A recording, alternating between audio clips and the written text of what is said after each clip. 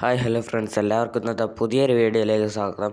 ഇന്ന് നമ്മൾ ചെയ്യാൻ പോകുന്നത് എങ്ങനെയാണ് എഴുതുമ്പോൾ ടൈപ്പ് ചെയ്യുക എന്ന സെറ്റിംഗ് ആണ്.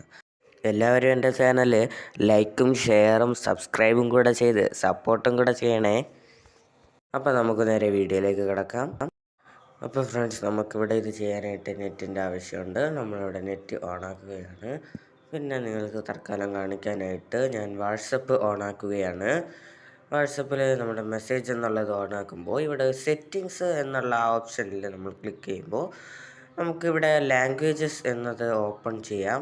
അത് ഓപ്പൺ ചെയ്യുമ്പോൾ ഏറ്റവും താഴെ ആഡ് കീബോർഡ് എന്നുള്ളതുണ്ട്. ഈ ആഡ് കീബോർഡ് എടുത്താൽ നമുക്കിവിടെ വെറൈറ്റി ആയിട്ടുള്ള കുറേ ലാംഗ്വേജസ് കാണാനായിട്ട് സാധിക്കും.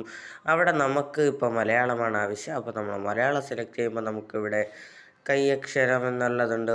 ABC എന്നുള്ളതിൽ നിന്നും മലയാളമായി പോകുന്നതുമുണ്ട്. അപ്പോൾ നമ്മളിവിടെ കൈയക്ഷരം സെലക്ട് ചെയ്തിട്ടുണ്ട്. അതിനുശേഷം ഇവിടെ താഴെ നിങ്ങൾക്ക് 2 ഓപ്ഷൻസ് കാണാൻ സാധിക്കും. ഹാൻഡ് റൈറ്റിംഗ് സ്പീഡ് എന്നുള്ളതുണ്ട്. അത് ക്ലിക്ക് ചെയ്താൽ നമുക്ക് എഴുതുന്ന സമയത്ത് ടൈപ്പ് ചെയ്ത് മാറുന്ന സ്പീഡാണ്. പിന്നെ ഇവിടെ ഹാൻഡ് റൈറ്റിംഗ് സ്ട്രോക്ക് വിത്ത്, അതിൽ നമുക്ക് ഇഷ്ടമുള്ള അളവ് കൊടുക്കാം. അത് എഴുതുമ്പോൾ ഉള്ള വണ്ണത്തിനെയാണ്. ബാക്ക് എടുക്കുമ്പോൾ നമ്മളിവിടെ ആഡ് ചെയ്തത് ഇവിടെ നമുക്ക് വന്നിട്ടുണ്ട്. പിന്നെ നമ്മൾ ആഡ് കീബോർഡ് എടുക്കുമ്പോൾ അടുത്ത ലാംഗ്വേജ് നമുക്ക് സെലക്ട് ചെയ്യാം. അപ്പോൾ ഞാനിവിടെ ഇംഗ്ലീഷ് സെലക്ട് ചെയ്യാൻ നോക്കുകയാണ്.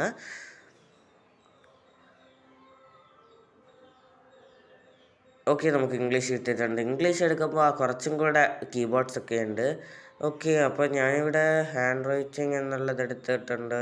പിന്നെ വേറെ 2-3 എടുത്തിട്ടുണ്ട്. അപ്പോൾ ബാക്കിയുള്ള സെറ്റിങ്സൊക്കെ നോർമലായിട്ടുണ്ട്, നമ്മൾ നേരത്തെ ചെയ്തുകൊണ്ട്.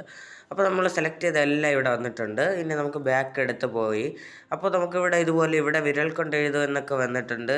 എനിക്ക് ഇവിടെ ഇങ്ങനെയാണ് വന്നത്. നിങ്ങൾക്ക് പക്ഷേ ആദ്യമായിട്ട് ചെയ്യുകയാണെങ്കിൽ അവിടെ Gboard ഡൗൺലോഡ് എന്ന് വരും. കാരണം Gboard എന്ന ആപ്പാണ് ഇവിടെ യൂസ് ആകുന്നത്.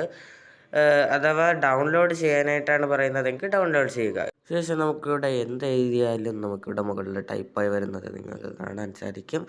അതുപോലെ തന്നെ നമ്മളിവിടെ ഭൂമിയുടെ ആ ഒരു പടമുള്ള അതിൽ കൊടുത്താൽ നമുക്ക് ലാംഗ്വേജ് ചേഞ്ച് ആവും, എഴുതാനൊക്കെ സാധിക്കും. പിന്നെ സ്പേസ് ബാർ നമ്മൾ പ്രസ് ചെയ്ത് വെച്ചിരിക്കുമ്പോൾ നമ്മൾ സെലക്ട് ചെയ്ത എല്ലാ ലാംഗ്വേജസും വരും. Thanks for watching.